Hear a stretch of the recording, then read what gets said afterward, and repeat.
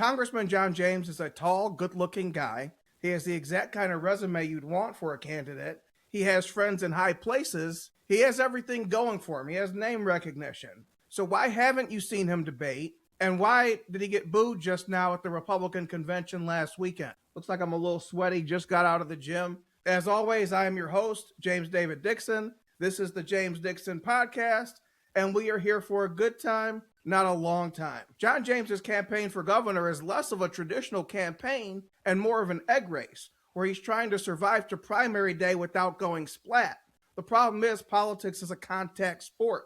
It doesn't really work that way. I don't have anything against political polling, except the fact that every poll you see is paid for by somebody with an interest, and that interest is not what's true. That interest is often creating narratives and creating truth by the polling numbers. And so I believe that there's no such thing as polling. It's all just push polling, trying to push you in a particular direction.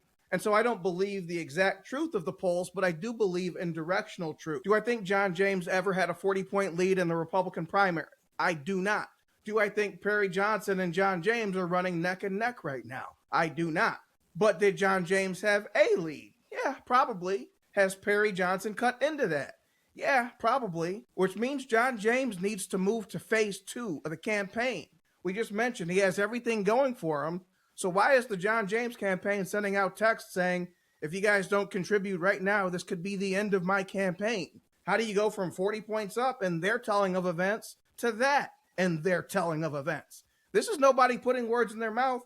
All of this is based on the things the campaign itself says and believes. How do we get to point A to point B where you go from 40 points up to this could be the end in like 2-3 months? The demand for John James far outpaces the supply of John James. What the Republican voter wants is to see their candidate show up for them, and John James largely has not. And so he's created this vicious cycle of a dynamic wherein the longer you don't show up, the harder it makes it to show up, because you're going to have to answer for what didn't happen. Think about it like when you're at the oil change place and you know damn well you're like 3,000 miles over. A lot of people will just avoid the oil change because they don't want to get that lecture from the oil change guy. And so you just have to rip off the Band-Aid at this point. This is no longer the Republican primary wherein you are up 40 points because you have name recognition. And so what the Perry Johnson campaign has shown is that name recognition is kind of the weakest thing to hang your hat on. Because if a guy can just buy millions of dollars in ads and create name recognition overnight that you've had to create over a decade, then what exactly are we talking about? Then there's that issue of supply and demand, right? And so when the candidate is a front runner in a race and they're also not visible, that creates a clamoring for that person. And so in that vacuum steps a Perry Johnson, filling the airwaves, having interesting ideas like this 47-47 tax cut. Doesn't matter if the numbers pencil out, it's interesting. It's good policy. It's the kind of thing that makes people gravitate to you and say, hey, what does that guy have to say? And so John James has to move to phase 2 of his campaign. You cannot persist on name recognition and the idea that you are so far ahead that nobody will catch you. Now let's hop into the John James head right now. If I'm in his camp, what am I thinking by not debating? First of all, I think I have a 40-point lead. Second of all, I look at the Republican field and I don't even know how many of these people are going to make the ballot. Let's consider what happened in 2022, where the year started with certain people, the James Craigs of the world, the Perry Johnsons of the world, in the Republican field, who did not even end up making the primary ballot. And so if the argument is, I'm going to wait until we know who's on the ballot before I start showing up, I get that. If John James had been at all these debates months ago, he would have been on a stage with Anthony Hudson and Carla Wagner, 2 people who have since left the party. And so let's say Perry Johnson ends up not making the ballot, as he did not in 2022, as he did not in 2024. Then you will have come out and taken a stage with these people whose only purpose it is to attack you as the front runner, and that person ends up not even making the ballot.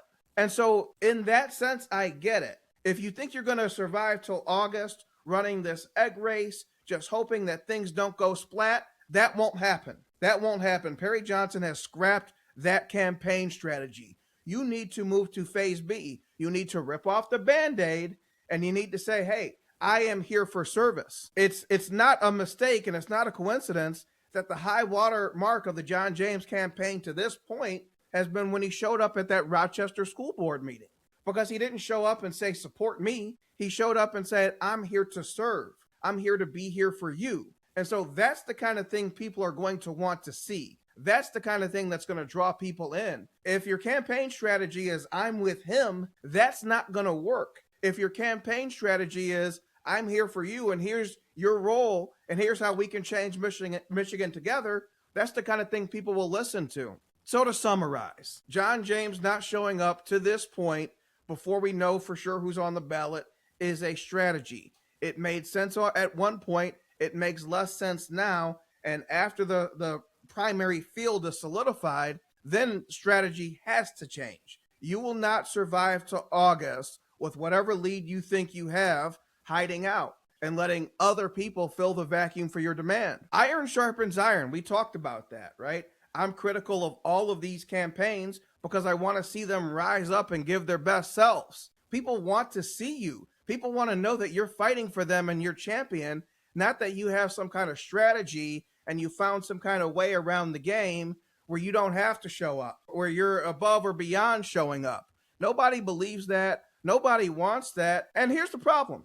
Let's say you're right. Let's say you're absolutely right. Let's say you have a 40-point lead and there's no way you could lose it by August. Here's the problem you're going to run into. The primary is not the general election. In the primary, you're up against, 6, 7 Republicans, big field, right? Can't quite name it. But in the general election, you're going to be up against 2 Democrats. You're going to be on a debate stage with 2 Democrats and moderators who are also Democrats. You see the problem here. Even if you are right about the primary strategy, let's say you are right, that's still going to leave you the day after the primary up until election day. You're going to have to take on 2 Democrats and 3 months of time, and you will not have had practice. You will not have had practice on the field of battle, taking the slings and arrows, finding ways around them, finding, reattacks and counterattacks, and really learning what you're made of and how strong your jaw is. There are certain things you can only learn on the field of battle. You learn very little in avoiding it. And so there will come a point between now and November 3rd when your jaw will be tested. I would rather it not be on the debate stage with Mike Duggan and Jocelyn Benson. I would rather it happen now. If I'm going to lose a game, I want to lose a game in the regular season, not the postseason, because if you lose in the postseason, your season's over. And so I would not put all my eggs while we're running this egg race. I would not put my eggs from the egg race in the basket that name recognition will carry the day, because that might be true in the primary, but it's damn sure not true in the general. You only get good at standing up by standing up. Look, I've been doing a speaking tour all year. Every once in a while, you look at that sea of faces, you'll still get nerves. These are the things you can't plan for, you can't practice for, you can't say, oh, I work out in the gym enough and that's going to do it. No, you only get good at the thing by doing the thing. Only running is running. Only campaigning is campaigning, because it's going to take that kind of grit to take on Mike Duggan and Jocelyn Benson at the same time. So dress for the job you want. Be the competitor you'll need to be starting in August. Start now. Get that practice under your belt. It's going to be a hard year for all of us, and I'm available to any Republican in Michigan who needs help getting elected. I moderate debate events. I moderate candidate events. I can be an MC. I am of many uses and wear many hats in our movement. The only easy day was yesterday. This is a new campaign, and thank God for it. Thank God for these challenges. Thank God for rivals and competitors and people who bring things out of us that we might not have wanted to give or even knew that we had to give. This is a good thing. To face challenges right now is a good thing. It's much better than getting to the general election and saying, whoops, I'm in way over my head. So let's not be in over our head. Let's use this time. Let's develop the practice. Let's rebuild that relationship with the average person. You can wait until the candidate field is set, but when it is, it's time to step up. If you want to know anything more about me, about my tour, about my mission, about how we're going to make politics local again, visit me, jamesdixonpodcast.substack.com. If this podcast was informative to you, send it around. Don't hoard knowledge to yourself. Share it with a friend. These kinds of conversations, these kind of points, these light bulb moments, scales falling from your eyes. This is why we're going to show up as a movement, because we are unified.